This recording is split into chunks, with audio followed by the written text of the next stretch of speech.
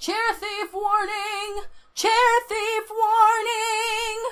Hey guys, Real Imaginary here. Hope you guys are having a fantastic day. I'm having a pretty good day myself. Got the day off, so I'm just having some fun.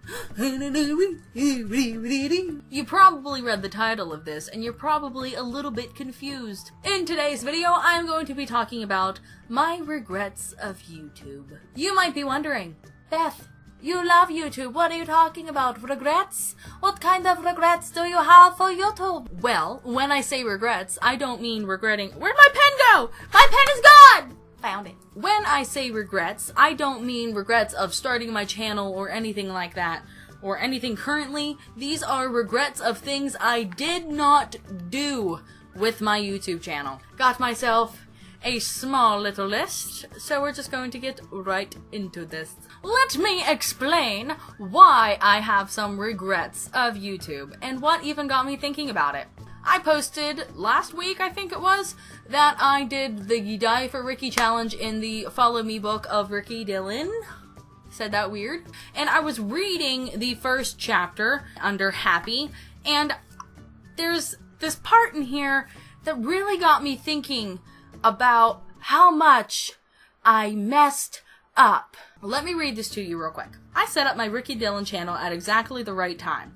I'm part of the lucky first wave that got into YouTube early, back when making friends with strangers on the site was much easier than it is now. At that time, there were only a handful of megastars, and they engaged a lot more directly with their fans by hosting video contests. You could easily upload your videos to their video response section, which sadly doesn't exist anymore. I agree, that is sad, bring that back, I loved it. And if they liked you best, you'd get a special shout out, which introduced you to all of their subscribers. What I really regret after reading that is the fact that I was part of that lucky era. I had a YouTube channel then. I was doing stupid little skits and stuff that they make me cringe, and that is why I didn't proceed and try to reach out to other people, because I was embarrassed by my content. Looking back now, I should have just reached out to them and made friends with them so that now I could have them to back me up. I put off making my Real Imaginary channel until I got my computer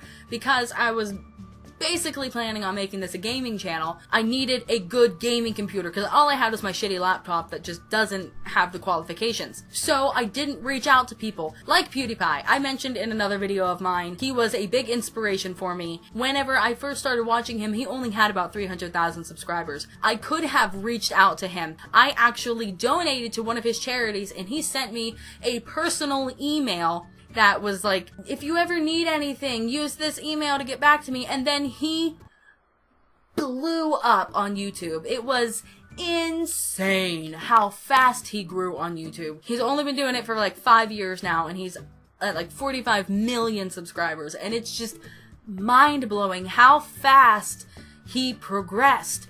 And I regret all the time that I did not try to reach out to him sooner, because I was putting it off until I got my new channel and had my computer and was proud of where I was with my YouTube.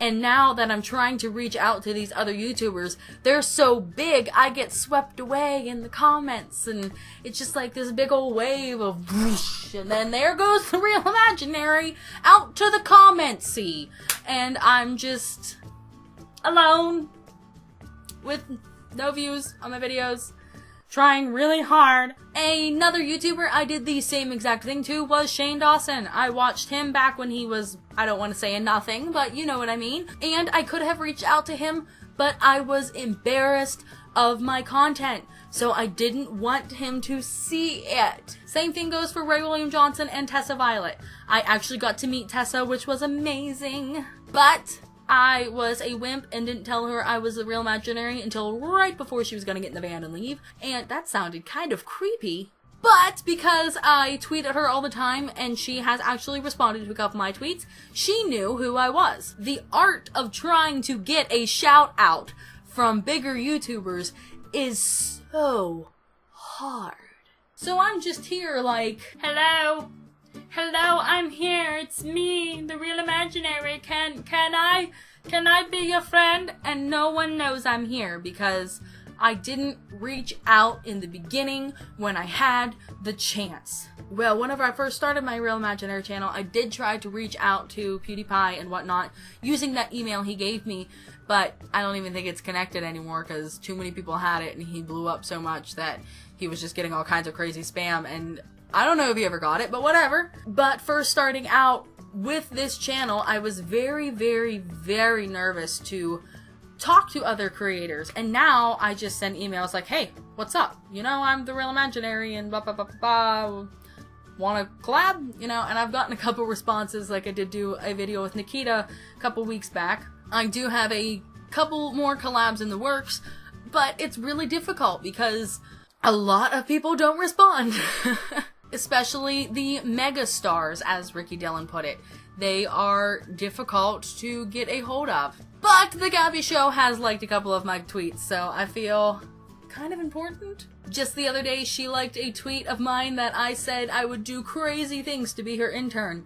People, send this to her. Let her know I want to be her intern. Another thing I regret of YouTube was doing games in the first place. Yes, my gaming has got me the subscribers that I have earned, but one of the issues with that was My Singing Monsters. Ugh. I posted one My Singing Monsters video, and it gained an obscene amount of views. I ended up having about 20 parts of the series, and all of them have thousands of views. And I loved it, and that's why I kept doing it. And then I started to realize everyone was only asking for My Singing Monsters, no matter what I posted. So, last summer, I came to the conclusion that I was not going to be posting My Singing Monsters ever again. And I deleted it from my computer, and I actually, just a few months ago, took them off of my channel. I've had a couple people ask me about it, but I don't care. Yes, it did give me an overall high view count, but they weren't genuine views. They were just people wanting more My Singing Monsters and not watching any of my other content and not supporting me with anything else. So I didn't need that kind of negativity on my channel when they would bash me in other videos for not doing MSM. But with that said, if you want to gain an obscene amount of subscribers in a crazy amount of time that really don't care about you or any of your content other than My Singing Monsters, go ahead and play the game and upload it, and I promise you will get so many views. But you have to monetize it correctly or else you will have a copyright claim.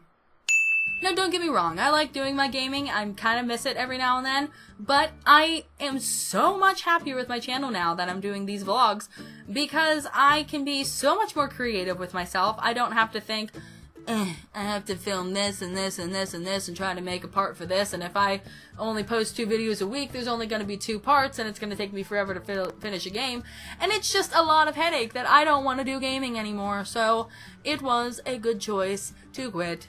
I like this thing. I like it! There's really nothing else of YouTube that I can think I regret, other than just not starting it sooner and not reaching out to the people I could before they became super popular and famous. And My Singing Monsters.